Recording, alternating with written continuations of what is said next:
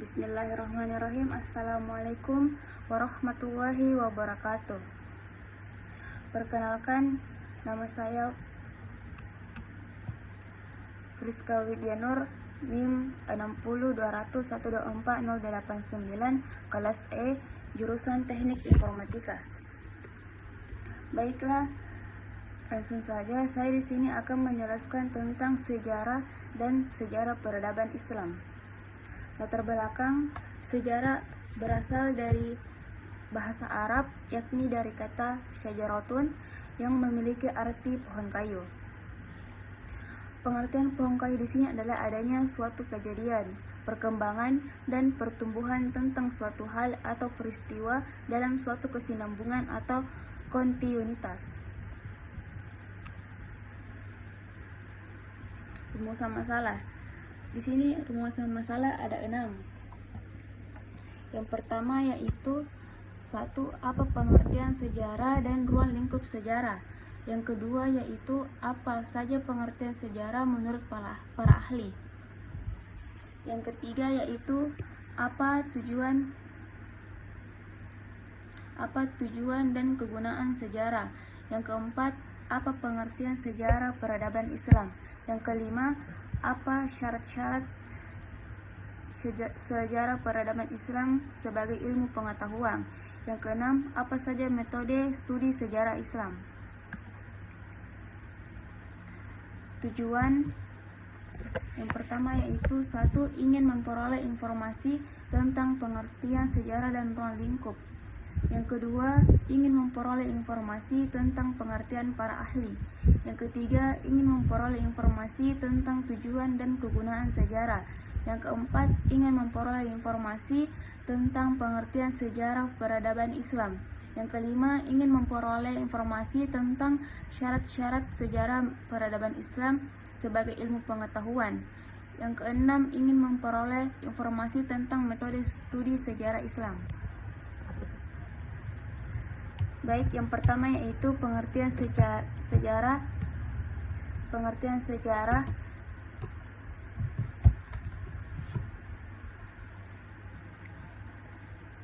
sejarah dan ruang lingkup sejarah. Sejarah adalah ilmu yang mempelajari peristiwa-peristiwa masa lalu yang memiliki pengaruh penting bagi kehidupan manusia. Kata sejarah berasal dari bahasa Arab, syajaratun, yang berarti pohon, menggambarkan hubungan yang bercabang-cabang namun terhubung dari masa lalu hingga masa kini. Dalam bahasa Inggris, sejarah dikenal sebagai history, yang berarti riwayat atau kejadian-kejadian yang telah terjadi. Sejarah bukan hanya tentang menghafal tanggal atau peristiwa, tetapi lebih kepada memahami bagaimana peristiwa-peristiwa tersebut terjadi, mengapa terjadi, dan bagaimana dampaknya terhadap kehidupan manusia di masa depan. Ruang lingkup sejarah. Ruang lingkup sejarah mencangkup sebagai aspek yang meliputi waktu, tempat, peristiwa, dan pelaku yang terlibat. Secara umum, ruang lingkup sejarah dibagi menjadi beberapa bagian. Yang pertama yaitu sejarah sebagai peristiwa. Sejarah sebagai peristiwa merupakan kejadian nyata yang terjadi pada masa lampau. Misalnya, Perang Dunia Kedua, proklamasi kemerdekaan Indonesia, dan sebagainya. Yang kedua yaitu sejarah sebagai kisah. Sejarah sebagai kisah berupa cerita atau narasi yang disusun oleh sejarawan berdasarkan fakta-fakta yang ditemukan. Ini bisa berupa tulisan, buku, atau dokumentasi lainnya. Yang ketiga yaitu sejarah sebagai ilmu. Sejarah sebagai ilmu merupakan sejarah yang dianggap sebagai ilmu karena memiliki metode penelitian yang sistematis, mulai dari pengumpulan data, verifikasi, analisis, hingga penyusunan fakta secara objektif. Yang keempat yaitu sejarah sebagai seni.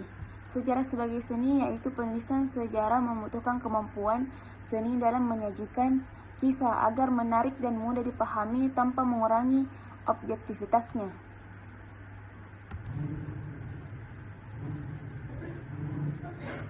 Selanjutnya yaitu pengertian sejarah menurut para ahli.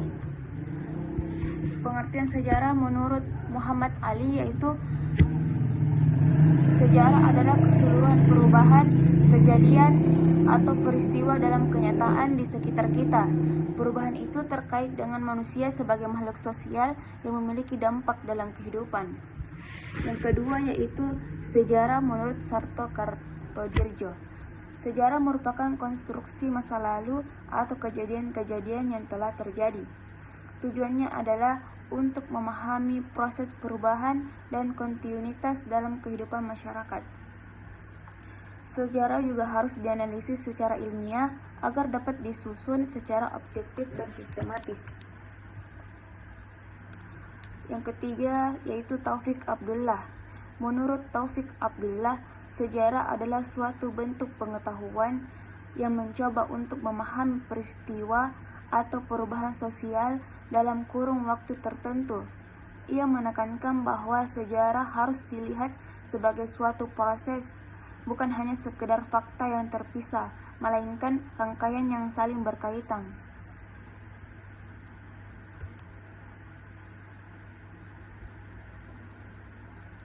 Selanjutnya yaitu tujuan dan kegunaan sejarah. Tujuan sejarah yang pertama yaitu memahami peristiwa masa lalu. Maksudnya di sini yaitu dengan mempelajari sejarah, kita dapat memahami bagaimana peristiwa-peristiwa besar seperti perang, revolusi, penjajahan, dan kemerdekaan terjadi. Yang kedua yaitu mengambil pelajaran dan pengalaman. Sejarah memberikan pelajaran tentang tindakan-tindakan yang membawa keberhasilan atau kegagalan. Yang ketiga yaitu membangun identitas dan jati diri. Suatu bangsa atau kelompok masyarakat dapat menemukan dan memperkuat identitasnya melalui pengkajian sejarahnya sendiri. Yang keempat yaitu mengembangkan sikap kritis. Dengan menganalisis berbagai sumber sejarah, seseorang dapat berlatih untuk berpikir dalam mengevaluasi kebenaran dari berbagai sumber informasi. Yang kelima yaitu melestarikan warisan budaya. Menjaga agar tradisi, bahasa, adat istiadat, dan nilai-nilai leluhur tidak hilang oleh arus modernisasi.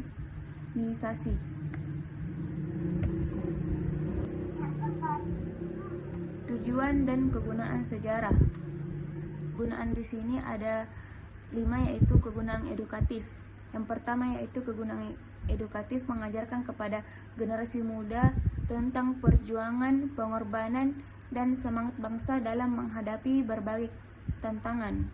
Yang kedua yaitu kegunaan rekreatif. Sejarah dapat dijadikan sebagai hiburan yang mengandung nilai-nilai moral dan pembelajaran. Yang ketiga yaitu kegunaan inspiratif, memberikan motivasi dari tokoh-tokoh besar yang berhasil mengubah dunia melalui perjuangan mereka. Yang keempat yaitu kegunaan instruktif, menjadi dasar dalam menyusun teori atau kebijakan baru di berbagai bidang seperti politik, ekonomi, sosial, dan budaya.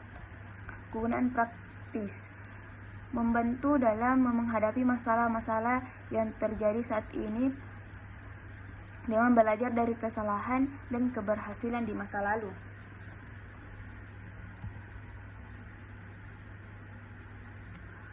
Selanjutnya yaitu pengertian sejarah peradaban Islam. Satu yaitu pengertian menurut bahasa. Sejarah berasal dari bahasa Arab, yaitu sejaratun, yang berarti pohon. Secara maknawi, sejarah adalah suatu kejadian atau peristiwa yang dialami oleh manusia di masa lalu. Peradaban berasal dari bahasa Arab, yaitu tamadun, yang berarti kemajuan atau budaya. Dalam bahasa Inggris disebut civilization, yang menggambarkan suatu masyarakat yang maju dalam aspek ilmu pengetahuan, sosial, budaya, dan politik. Islam berasal dari kata aslama, yang artinya berserah diri kepada Allah Subhanahu wa taala. Yang kedua yaitu pengertian menurut istilah. Sejarah menurut istilah adalah kajian tentang proses perkembangan ajaran Islam dalam kehidupan umat manusia yang mencakup aspek politik, ekonomi, sosial, budaya, ilmu, pengetahuan, dan seni. Kajian ini juga menelusuri bagaimana Islam memengaruhi dan dipengaruhi oleh berbagai kebudayaan di dunia. Yang ketiga yaitu pengertian menurut para ahli. Harun Nasution berkata, sejarah peradaban Islam adalah catatan tentang kemajuan dan perkembangan umat Islam dalam berbagai bidang kehidupan sejak kemunculan Islam sampai sekarang. Philip Kahiti, peradaban Islam adalah manifestasi dari kehidupan sosial dan budaya yang berkembang pesat akibat pengaruh ajaran Islam.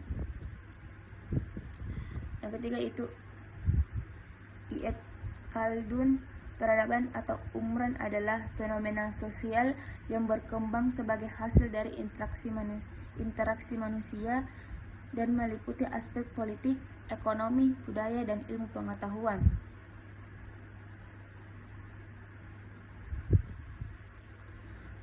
Pengertian secara umum, sejarah peradaban Islam merupakan studi mengenai perjalanan umat manusia dari masa Nabi Muhammad SAW, masa khalifahan, dinasti Islam hingga masa modern. Kajian ini meliputi perkembangan politik, sosial, ekonomi, ilmu pengetahuan, serta pengaruh Islam terhadap peradaban dunia.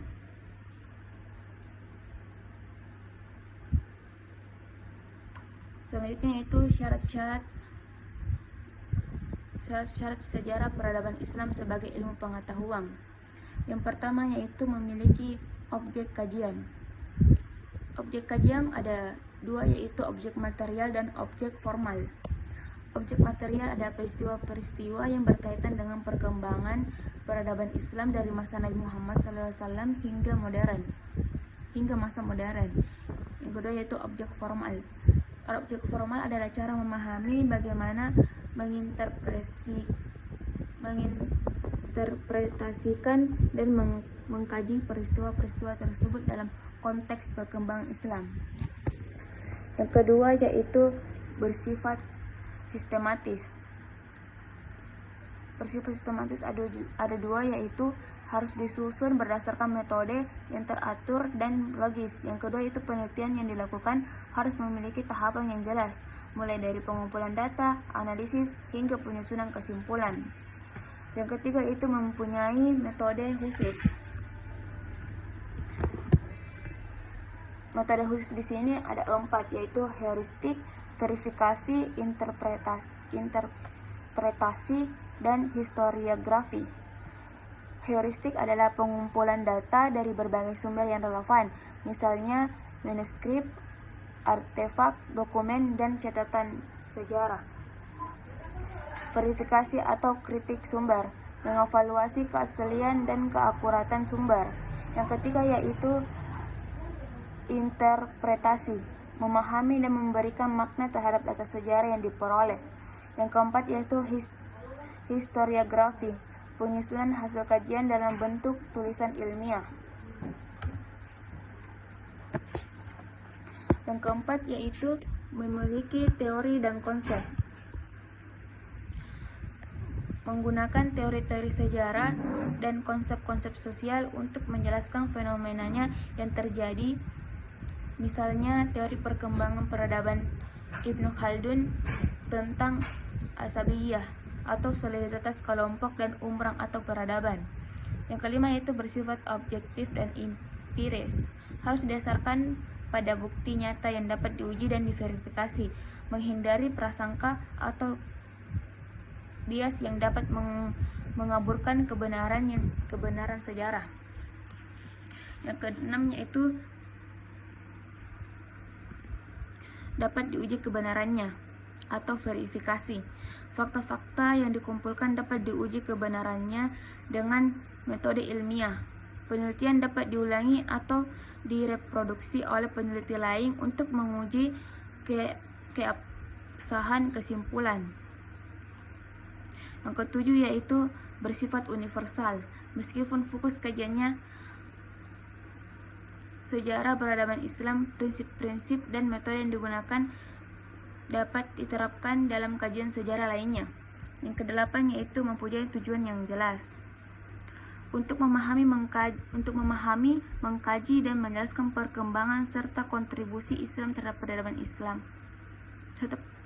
peradaban dunia, menyajikan pelajaran dari peristiwa masa lalu untuk menerapkan dalam konteks masa kini dan masa depan. Selanjutnya itu metode studi sejarah Islam. Yang pertama yaitu metode heuristik atau pengumpulan data. Proses mencari dan mengumpulkan sumber-sumber sejarah yang relevan dan autentik. Sumber dapat berupa dokumen tertulis atau manuskrip, kitab-kitab klasik, dan prasasti. Lisan atau tradisi, cerita rakyat, artefak, atau bukti arkeologis. Contoh mengkaji kitab Sirah Nabawiyah karya Ibnu Ishaq sebagai sumber primer tentang kehidupan Nabi Muhammad SAW.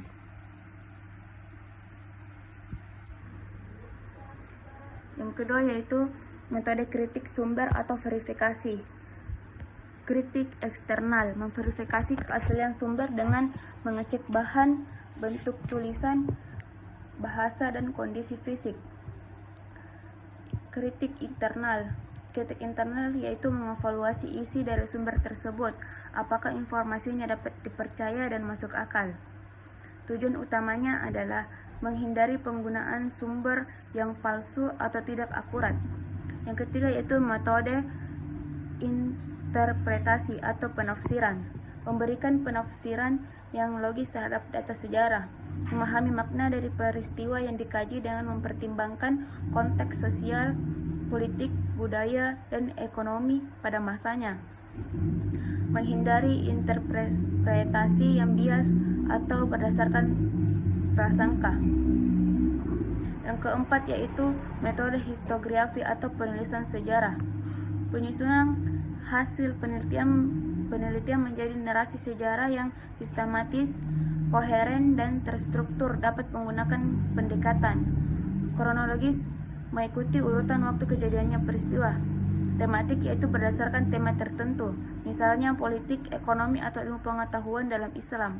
Geografis yaitu berdasarkan wilayah seperti sejarah Islam di Spanyol, Afrika, atau Asia.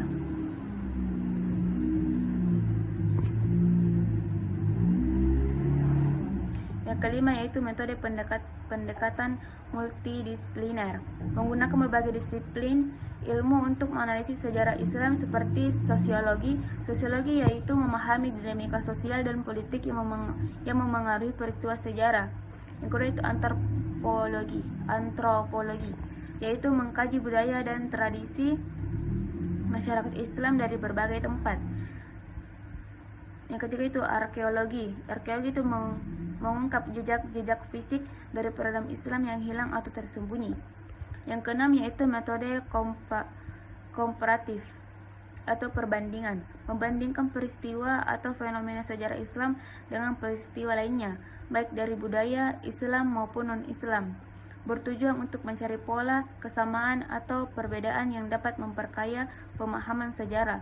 Yang ketujuh yaitu metode kritik relasi atau analisis kontekstual, menghubungkan berbagai fakta sejarah yang terkait agar dapat memberikan gambar yang utuh. Menganalisis bagaimana satu peristiwa memengaruhi peristiwa lain dalam proses peradaban Islam.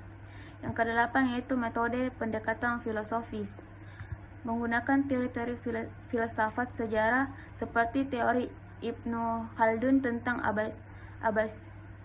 asabiyah atau solidaritas sosial dan umrah atau peradaban, menggali prinsip-prinsip umum yang berbentuk dinamika perkembangan peradaban Islam. Baik, itu saja yang dapat saya sampaikan. Lebih dan kurangnya mohon dimaafkan. Wabillahi taufiq wal hidayah. Assalamualaikum warahmatullahi wabarakatuh.